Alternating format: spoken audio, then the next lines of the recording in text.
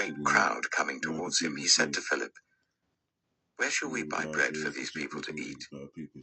He asked this only to test him, for he already had in mind what he was going to do. Philip answered him, "It would take more than half a year's wages to buy enough bread for each one to have a bite." Another of his disciples, Andrew, Simon Peter's brother, spoke up.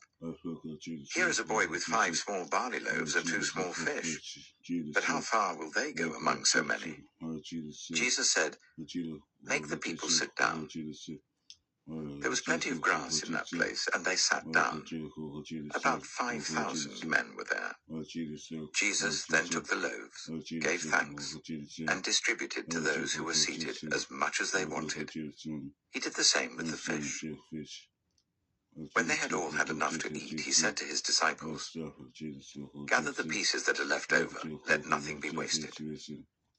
So they gathered them and filled 12 baskets with the pieces of the 5 barley loaves left over by those who had eaten. After the people saw the sign Jesus performed, they began to say, "Surely this is the prophet who is to come into the world." Jesus, knowing that they intended to come and make him king by force, withdrew again to a mountain by himself. When evening came, his disciples went down to the lake, where they got into a boat and set off across the lake for Capernaum. By now it was dark, and Jesus had not yet joined them. A strong wind was blowing, and the waters grew rough. When they had rowed about 3 or 4 miles, they saw Jesus approaching the boat, walking on the water, and they were frightened. But he said to them, "It is I, don't be afraid." Then they were willing to take him into the boat, and immediately the boat reached the shore where they were heading.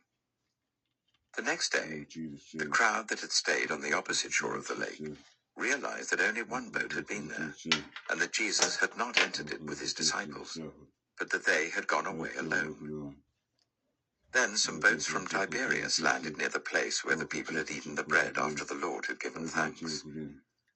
Once the crowd realized that neither Jesus nor his disciples were there, they got into the boats and went to Capernaum in search of Jesus. When they found him on the other side of the lake, they asked him, "Rabbi, when did you get here?" Jesus answered, "Very truly I tell you, you are looking for me, not because you saw the signs I performed, but because you ate the loaves and had your fill.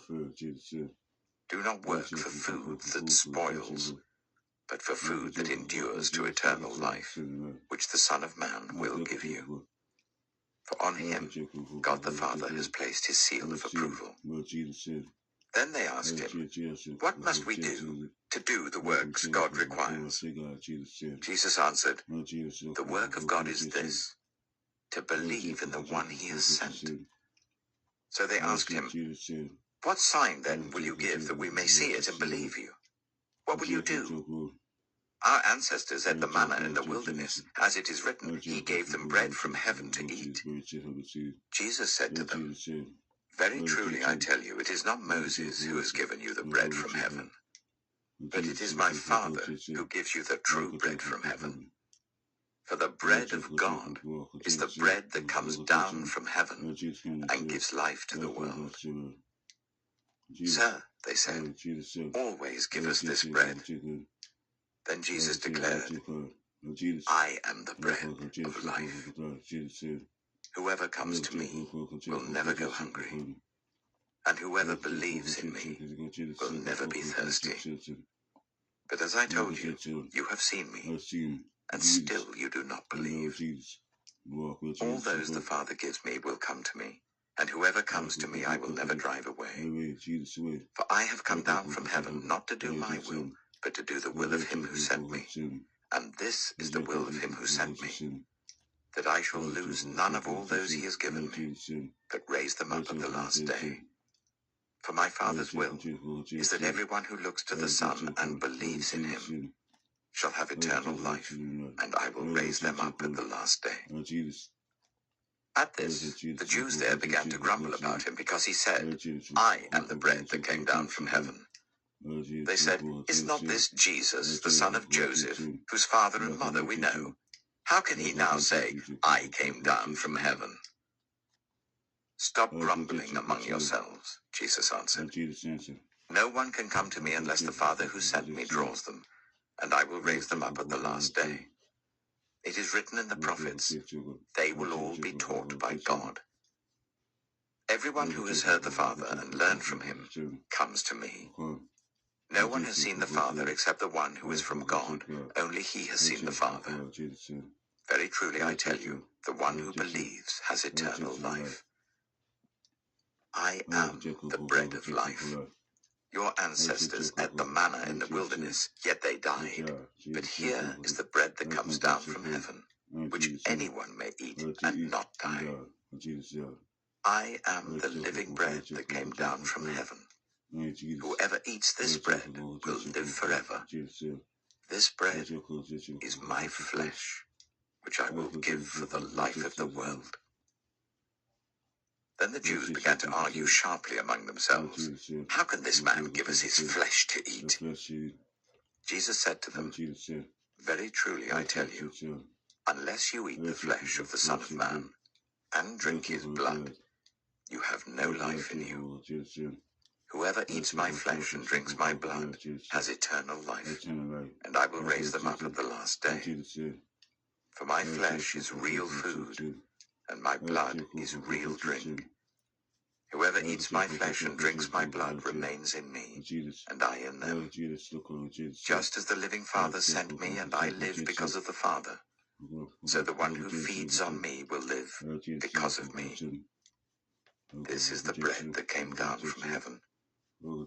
Your ancestors ate manna and died, but whoever feeds on this bread will live forever. He said this while teaching in the synagogue in Capernaum.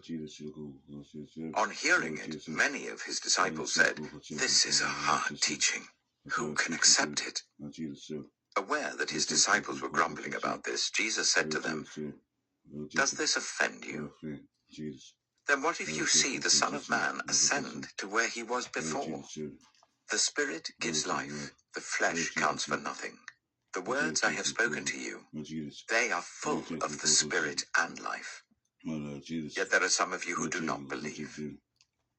For Jesus had known from the beginning which of them didn't believe and who would betray him. He went on to say, this is why I told you that no one can come to me unless the Father has enabled them.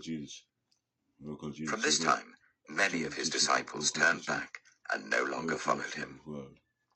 You do not want to leave too, do you? Jesus asked the 12. Simon Peter answered, Lord, to whom shall we go? You have the words of eternal life. We have come to believe and to know that you are the Holy One of God. Then Jesus replied, have I not chosen you, the 12? Yet one of you is a devil.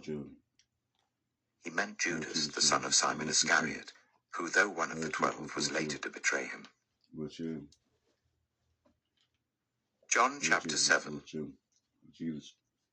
After this, Jesus went around in Galilee. He did not want to go about in Judea, because the Jewish leaders there were looking for a way to kill him. But when the Jewish festival of Tabernacles was near, Jesus' brothers said to him, leave Galilee and go to Judea so that your disciples there may see the works you do. No one who wants to become a public figure acts in secret. Since you are doing these things, show yourself to the world. For even his own brothers didn't believe in him. Therefore Jesus told them, my time is not yet here. For you, any time will do. The world cannot hate you, but it hates me because I testify that its works are evil. You go to the festival. I'm not going up to this festival because my time is not yet fully come. After he had said this, he stayed in Galilee. However, after his brothers had left for the festival, he went also, not publicly, but in secret.